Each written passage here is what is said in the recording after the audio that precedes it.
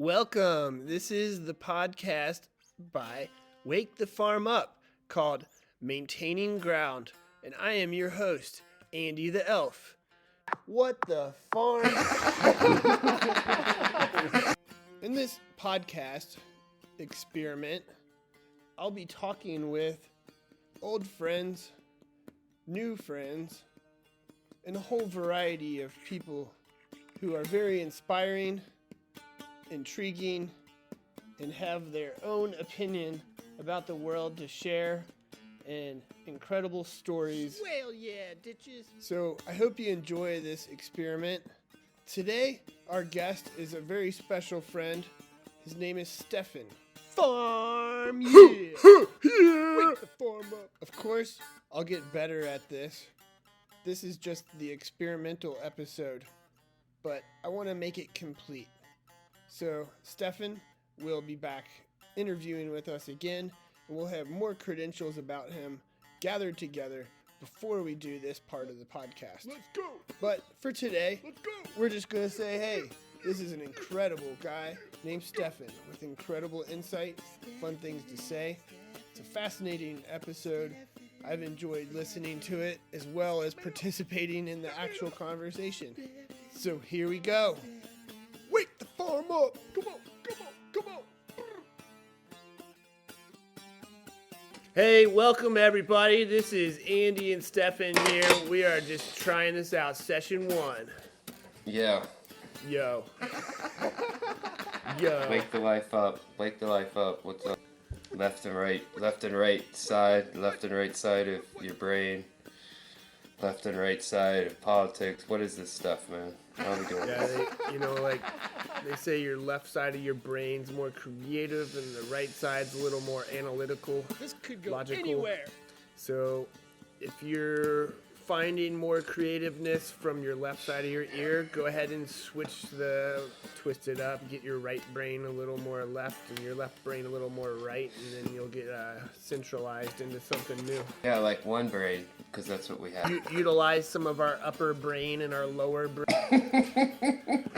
Release our inner brain. The Humpty Dance, really? Here, are you ticklish? Yeah, I called you fat. Look at me, I'm skinny. I once got busy in a Burger King bathroom. I know. I'm a freak. Yeah. You are. That era ushered in a lot of 90s angles nostalgia. that we're dealing with now, right? Yeah, can you imagine like your dad singing something like that? My dad saying, "Fly me to the moon, let me sing forevermore." You know? Dude, I love that. And all that sort of Frank Sinatra, Tony Bennett. He liked like Mariah Carey. Okay. Whitney Houston. Back when Mariah Carey was more than a Christmas song. Yeah. Well, hey, that her two of the best. I remember Unplugged on MTV. Oh yeah. That made her, man. That made her iconic. That Unplugged. Same with Nirvana too. Really, you know, when they did that Man on the Moon. Face to face with the man who sold the world. Dude, I love that air guitar sound too. That Nirvana really gets everybody doing that. You know, like when I was an alien. Yeah. Cultures weren't just opinions. Gotta find a way, better way. Yeah, that was on In Utero, right? But yeah, speaking of what my dad was cruising around with, I remember being in like 6th grade, my dad driving me to a soccer game, and he turns on Pink Floyd, Welcome to the Machine. I think that's the first time I remember hearing it. My dad just looking at me, singing off the top of his lungs, "Welcome, my son! Welcome to the machine!" Yeah. And I'm just looking at him like, oh shit. Dude, what do you do with that, you know? Yeah, I guess I did. You go back. I did something with it. Yeah. I mean, this stuff that we're dealing with now has been known for quite a while. It's a pretty curious thing what we do with it. You know what? I just saw a little quick special on Remember the thing, You Can't Do That on Television, the show? No. What? I don't know. I missed that one. Oh my gosh, dude. Gotta look that one up. You can't do that on television. Yeah, I guess Beavis and Butthead were a little more short attention span with the music videos where, I mean, these Mystery Science Theater 3000 people were watching whole entire movies that were like an hour and 20 minutes long.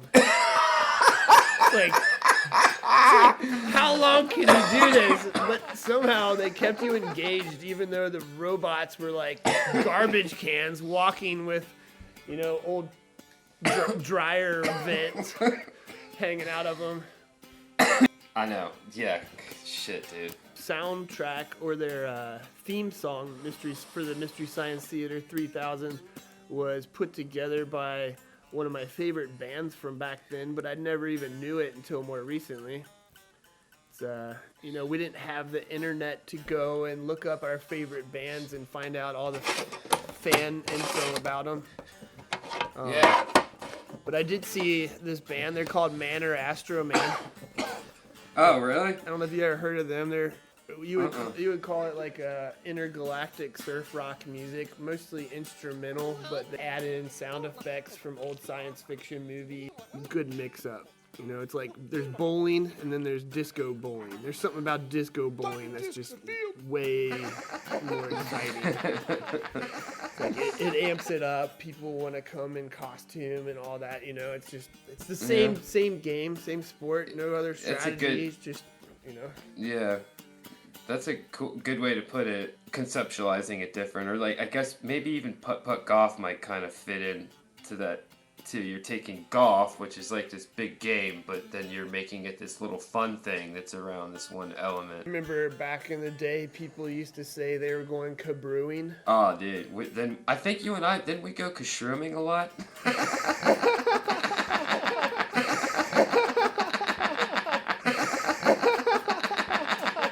Here, this guy. Come on.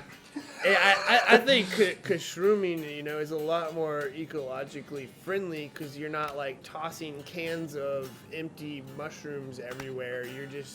You would never do that. I mean, you'd be riding along looking at the people cabrewing and you'd see something in the bush that says like Bush Light.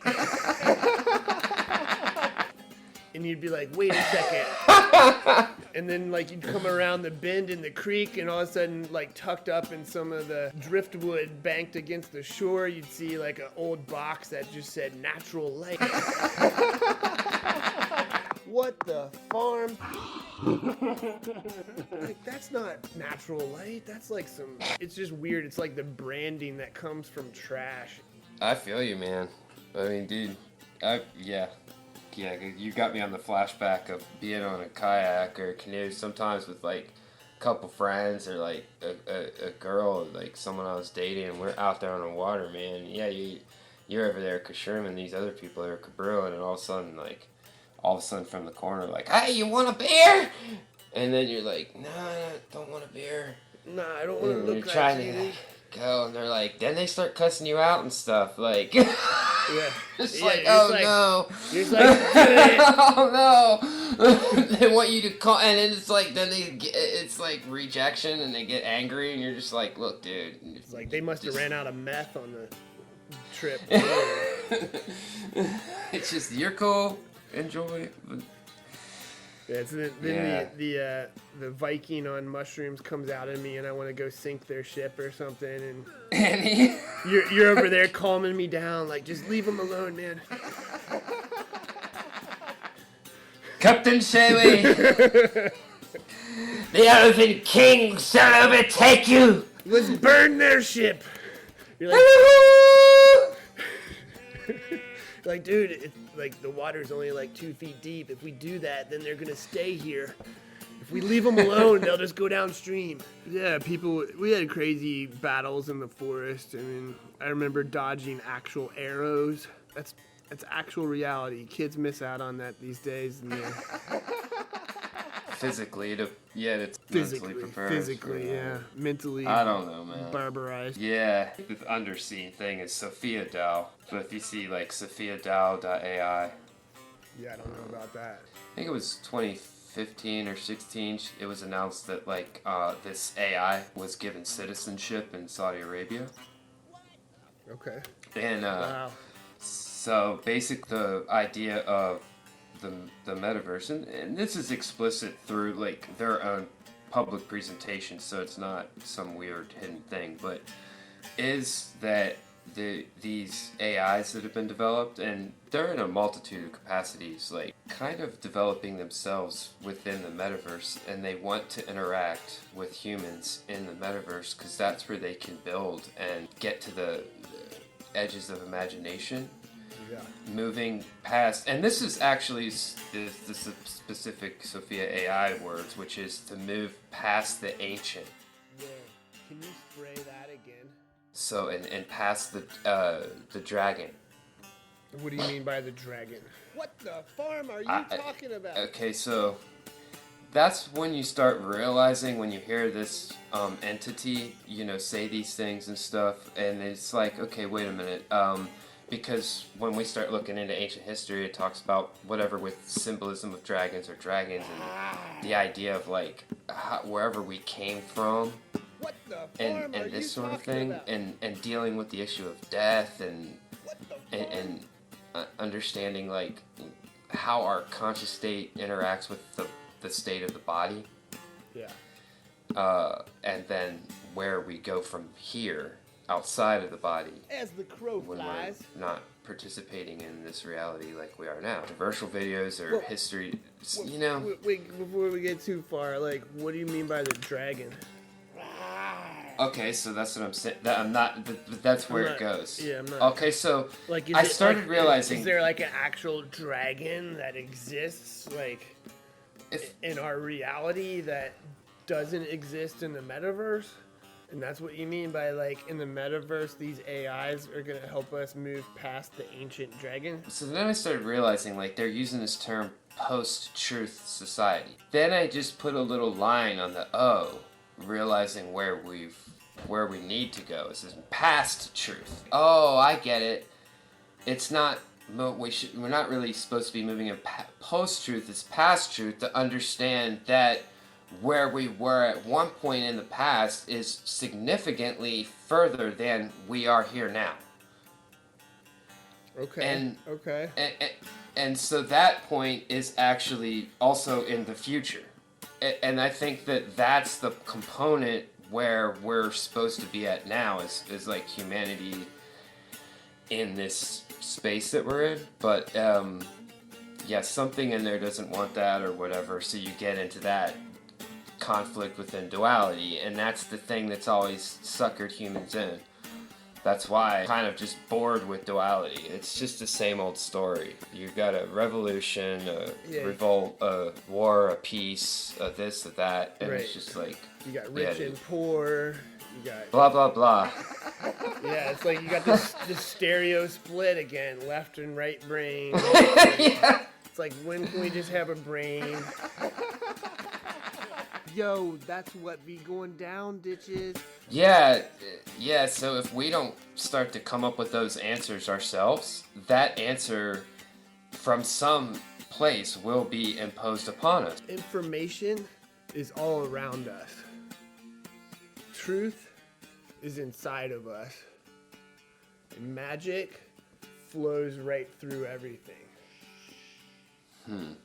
If that makes any sense. I like it. There's a lot to think about there. Again, it's like words and definitions of words. Magic is science, then. You know what I mean? And it becomes how we define and see what's happening. Yeah, I guess that's a big topic. You know, what is science? Yeah. I mean, science is like the art of questioning things and creating answers, or you could say hypothesis off of the question, but it's never settled. In my opinion, as being raised in a scientific family, science is never settled. If science was settled, we would have used DDT and been like, hey, it works, it kills the weeds. But the way science works is it keeps going with questions like, what else is the DDT doing? Okay, it's killing all the eagles, it's killing all the the fauna as well. It's poisoning our rivers, blah, blah, blah. So we continued the science. We figured out probably not a good idea to spray DDT everywhere. Mm-hmm. And, yeah. You know, like the questions just it's keep empirical. going. It's like our modern day science. When we hear people talk about how people don't believe the science, it's because you can put money into any hypothesis, any question, but there's so many things that aren't getting money going into the science for them. In the realm of herbs, marijuana has had a shit ton of money go into the research for it in the last 15, 20 years, if not more. And then there's so many herbs on this planet that have had literally none. Like there's a spice bush that grows in our forest around here, and it's had a little bit of money put into its medicinal research, but not nearly as much as marijuana. So marijuana has become this cure-all because the research shows all the amazing benefits that it does through science. Science doesn't show that spiceberry probably has a list just as vast. It's there. Yeah. The magic is there, but the truth is just not inside of us yet. A lot of times when I hear the word magic, like what started happening to me is like, I started hearing this different word for some reason. And this is just my own thing I'll share. I appreciate what you're saying, like with the spiceberry and stuff like that. And also as a side, other separate from the magic thing, I really, really would be curious your take within the eclectic medicine school that closed and ended here in Cincinnati, and the museum. And that is so under, I guess maybe talked about or even researched within that actual museum. I'm just, especially with someone like you, with your like understanding of your baseline of all this from the beginning, and then knowing that it's so odd to me that this major movement, crazy, dude. The eclectic medicine, you know, being a type of medicine that made use of botanical remedies. So that being more popular 100 years ago was going to be a lot more limited than what our use of botanicals could be today. Could you imagine? I mean, like we have the internet. I can buy herbs from India. I can buy herbs from China. I can buy herbs from Africa. I can buy herbs from South America. I can practice herbal, botanical remedy mixes that are ancient from any part of the world.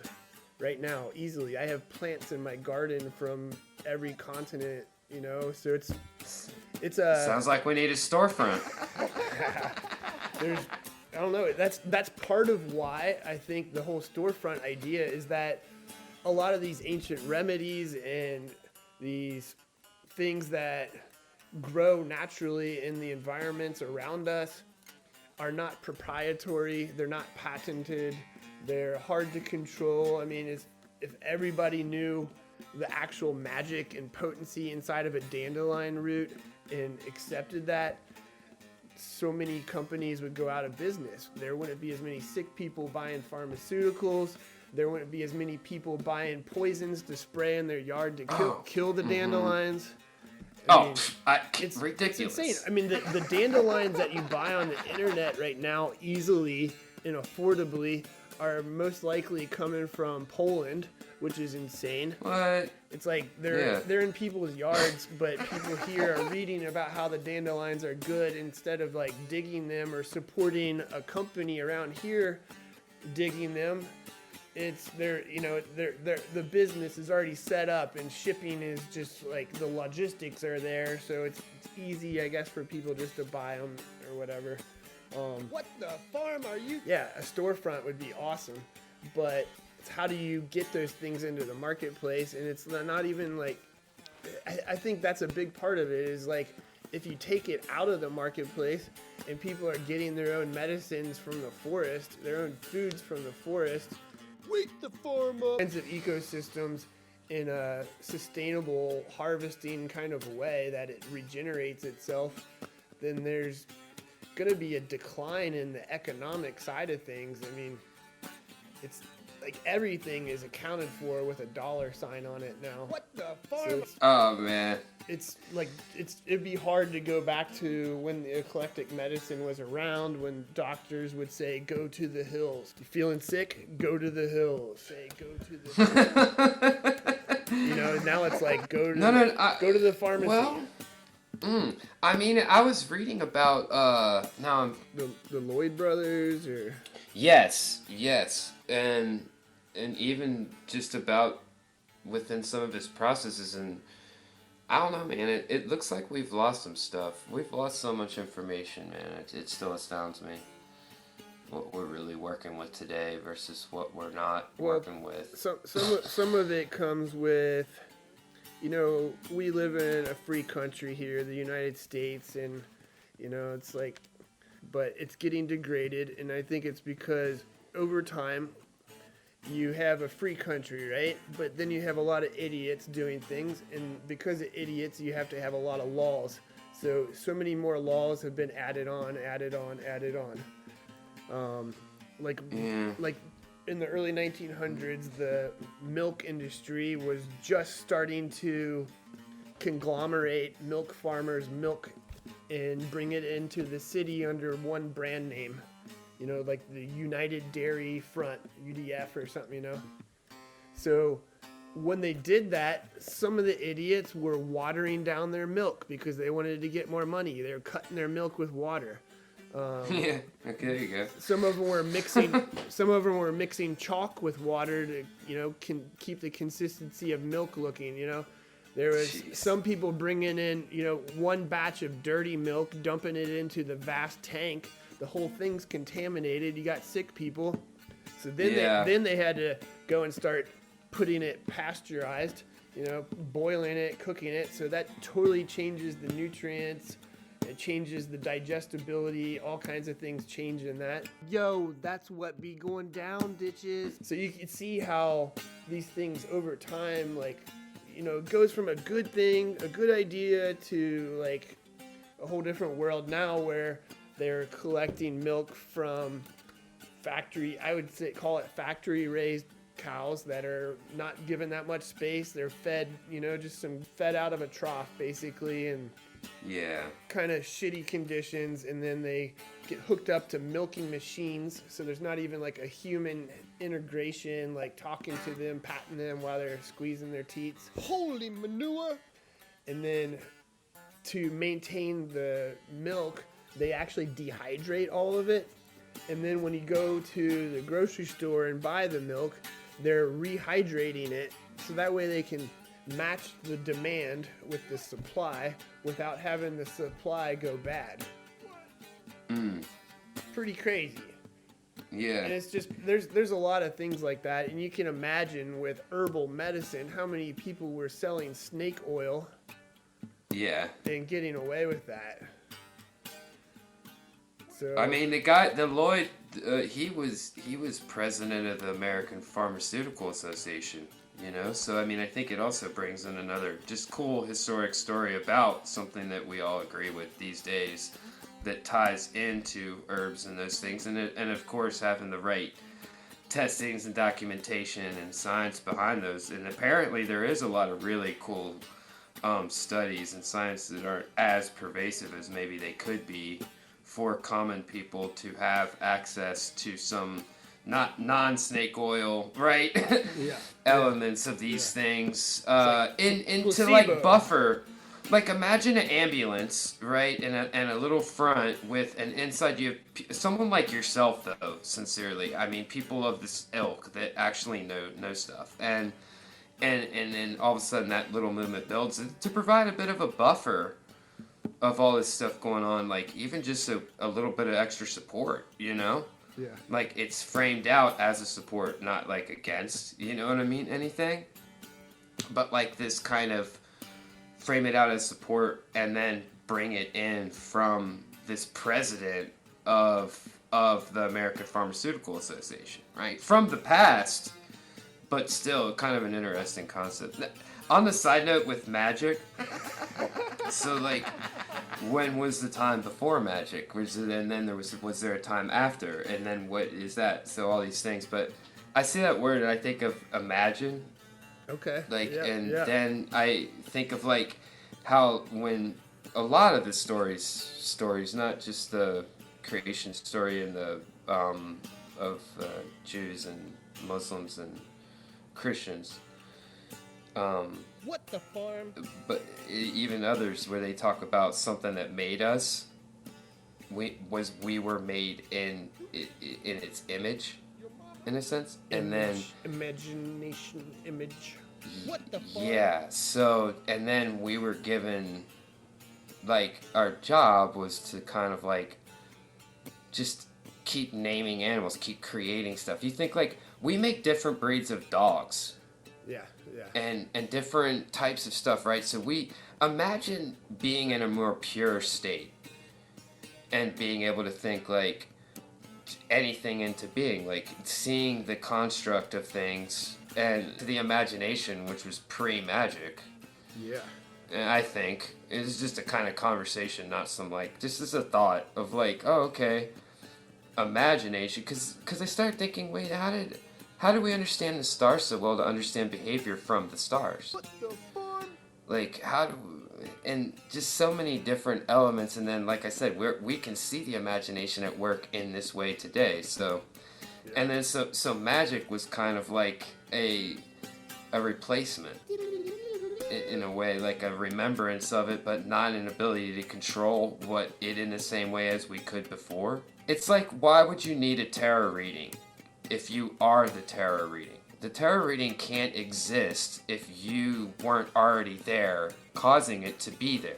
Whoa there. I like that. And I like that's that. imagination. That's understanding what I'm, again, it kind of getting into what I started thinking. Because what if when you see the tarot, you see, it's true. I'm not even, but you already knew it.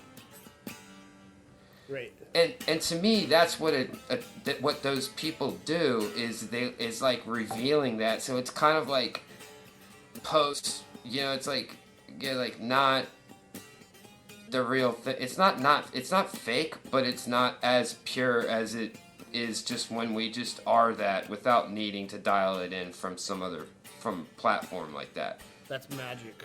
I already knew that.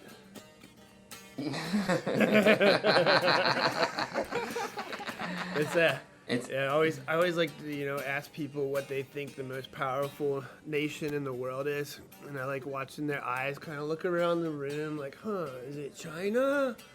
Is it the Vatican? I just kind of chuckle and I'm like, nope, it's the imagination. Yeah, that's a good. Yeah, communication. Us being able to, the faster we've been able to communicate with each other, the faster technology's been developed. And then if you look at like the Tower of Babel, when we spoke one language and we're one world, potentially, or whatever, this as the story goes, throughout many ancient stories that tell a similar one, which is that, yeah, there was something we were doing and it was gonna beam us out of here somehow to do something. Speaking of like language too, something I came across recently, the Old Irish language, which is one of the oldest languages still spoken today. Mm-hmm. All of the words originally came from trees.